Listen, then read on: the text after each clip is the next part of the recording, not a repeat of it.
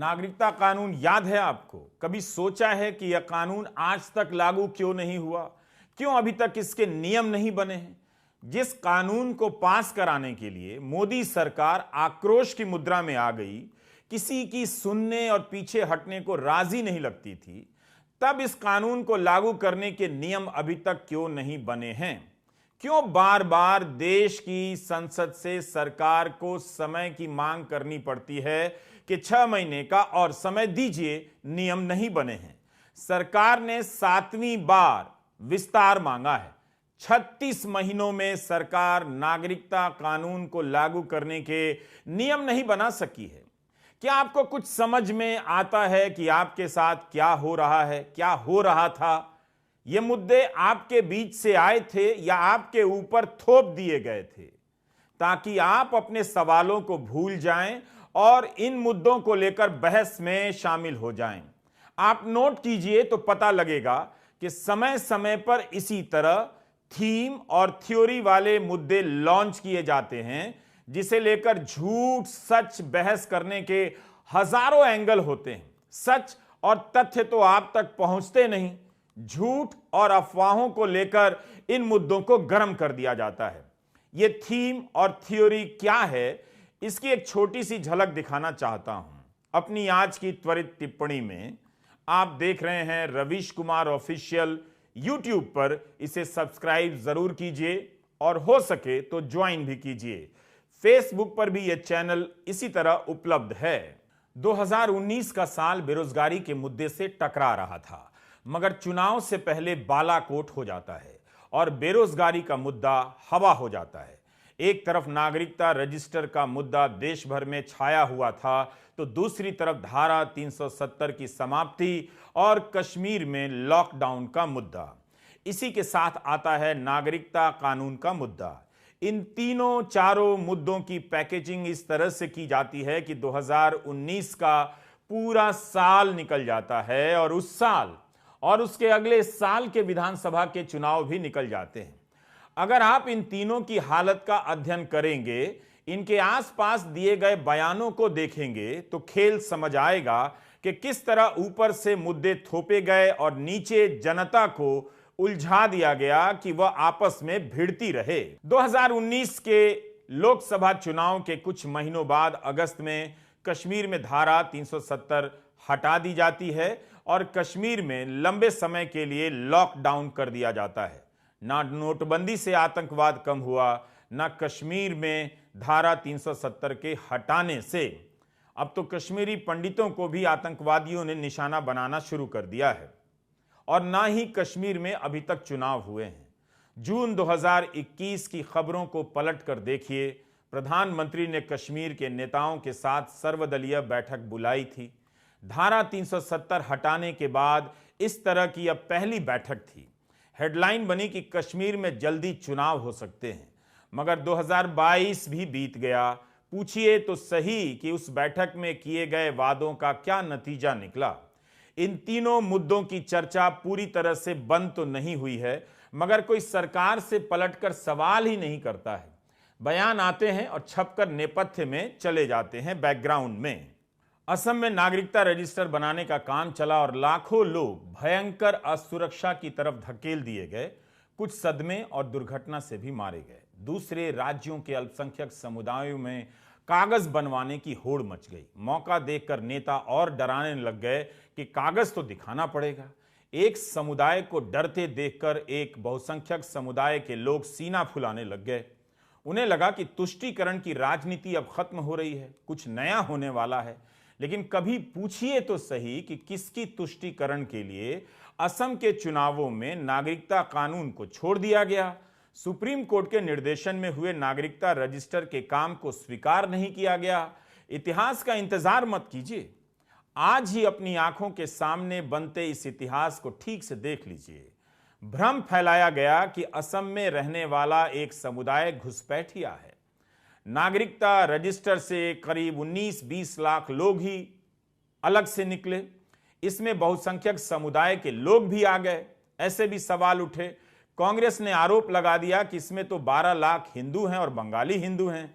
इसके बाद से तो इस रजिस्टर का पता ही नहीं चला कि यह रजिस्टर गया कहां।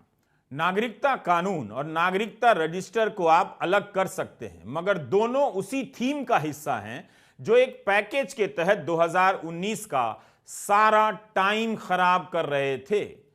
आपने कितना वक्त लगाया होगा उस साल हुए इन मुद्दों में, इसका हिसाब कीजिए तो अपने बर्बाद हुए वक्त के लिए ही सही सवाल तो पूछ लीजिए। सुप्रीम कोर्ट के निर्देशन में एनआरसी हुई, असम सरकार ने स्वीकार नहीं किया। यही नहीं, मई 2022 में असम में नागरिकता रजिस्टर बनाने की संस्था के नए प्रमुख हितेश देव शर्मा ने पुराने प्रमुख प्रतीक हाजेला के खिलाफ एफआईआर करा दी, जो सुप्रीम कोर्ट के निर्देशन में एनआरसी करा रहे थे। इन पर आरोप लगाया गया कि प्रतीक हाजेला ने जानबूझकर ऐसे सॉफ्टवेयर खरीदे जिससे सही तरीके से चेकिंग ना हो सके। उन पर राष्ट्रीय सुरक्षा पर असर डालने के भी आरोप लगाए गए। इतना गंभीर आरोप लगा दिया गया तो इस मामले में अभी तक क्या हुआ? प्रतीक हाजेला कहां है और इन सवालों को लेकर क्यों नहीं मुद्दे बनाए जाते हैं? क्या प्रतीक हाजेला के खिलाफ कोई कार्रवाई हुई? मुख्यमंत्री हेमंत बिस्वा शर्मा ने भी प्रतीक हाजेला पर गलतियों से भरी एनआरसी के लिए गंभीर आरोप लगाए थे। क्या यह सब केवल हेडलाइन के लिए होता है, लोगों को बहस में झोंकने के लिए होता है? इस तरह से खबरों को पलटिए, पुरानी बहसों को याद कीजिए, आप देख पाएंगे कि क्यों बार बार थीम और थ्योरी वाले मुद्दे लॉन्च किए जाते हैं। इसलिए कि आपको पुराने मुद्दे याद ना आए और आज के अपने मुद्दे आप भूल जाएं। आप 2019 में न्यूज चैनलों के डिबेट के टॉपिक को निकाल कर देखिए, सब मौजूद है यूट्यूब के तहखाने में। उनके थंबनेल पर जो लिखा जाता है उसकी भाषा भी देखिए। उन डिबेट में सरकार के प्रवक्ता और एंकर मिलकर जिस तरह से ललकार रहे थे उसकी भी भाषा देखिए। आपको खेल समझ आएगा। तब आप नहीं समझ सके, मगर अब आप आसानी से समझ सकते हैं। सारे मुद्दों को आप एक पैकेज की तरह देखते रहिए, तब दिखेगा कि किस तरह से एक समुदाय को अपमानित किया गया, उसके बहाने बहुसंख्यक समुदाय में नकली गुस्सा भरा गया, जैसे देश की सभी समस्याओं की वजह अल्पसंख्यक समुदाय हैं। और यही 3-4 मुद्दे हैं। मंत्रियों और बीजेपी नेताओं की तरफ से हुंकारें भी भरी जाने लगी उस वक्त कि पूरे देश में नागरिकता सर्वे होगा, एनआरसी होगी, रजिस्टर बनाएंगे। 21 नवंबर 2019 को राज्यसभा में अमित शाह ने कहा कि पूरे देश में national register of citizen NRC की प्रक्रिया होगी और जब यह होगा तब असम में स्वाभाविक रूप से फिर से की जाएगी। अमित शाह ने फिर से इस बयान को जुलाई 2020 में दोहराया।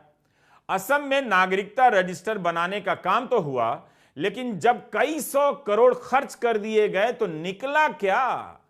राजनीति ने भ्रम फैला दिया कि असम में घुसपैठिए भर गए हैं, मगर जो लोग नागरिकता के दायरे में नहीं आ सके उनकी संख्या बहुत बड़ी नहीं थी, हमने बताया।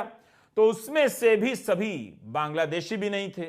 जब कुछ खास नहीं निकला तो इसे बीच राह में छोड़ दिया गया। 2021 में असम बंगाल विधानसभा चुनाव के समय बीजेपी ने कहा कि असम में फिर से एनआरसी होगी जिसमें त्रुटियों में सुधार किया जाएगा। उसका क्या हुआ? जबकि 10 दिसंबर 2019 को अमित शाह का बयान है कि मानकर चलिए कि एनआरसी आने वाला है, तो कहां आया? क्या ये मुद्दे डराने के लिए थे, बहस को गरमाने के लिए थे, एक पक्ष को उकसाने के लिए थे, ताकि इनके नाम पर वो जोश में उबलता रहे और दूसरे समुदाय के प्रति नफरत को हवा देता रहे? जामिया की लाइब्रेरी में हमला हुआ, उधर जेएनयू के साबरमती हॉस्टल में आज तक पता नहीं चला कि साबरमती के हॉस्टल के भीतर घुसकर हमला करने वाले कौन थे। उस समय गृह मंत्री अमित शाह का क्रोनोलॉजी समझाने वाला बयान आया था, याद है? रजिस्टर बनेगा और फिर नागरिकता साबित करनी होगी, क्रोनोलॉजी समझिए। तो उन बयानों की ही क्रोनोलॉजी आपको बता रहा हूं कि क्रोनोलॉजी की राजनीति थी किसके लिए, किस लिए? अल्पसंख्यक को क्या डराने के लिए थी और बहुसंख्यक को क्या भटकाने के लिए थी? यही क्रोनोलॉजी है। दिसंबर 2020 में बंगाल के बीरभूम में गृहमंत्री बयान देते हैं कि अब क्रोनोलॉजी बदल गई है। पहले वैक्सीनेशन होगा, बाद में CAA यानी नागरिकता कानून और NRC यानी नेशनल रजिस्टर ऑफ सिटीजन्स की प्रक्रिया शुरू होगी। CAA के रूल्स बनना भी बाकी है और बिकॉज ऑफ कोरोना इतना बड़ा अभियान चल नहीं सकता, इसलिए जब टीका लगने की शुरुआत हो जाएगी और कोरोना की साइकिल टूटेगी, इस पर हम जरूर विचार करेंगे और जब करेंगे तब आपको सूचित भी करेंगे। मैंने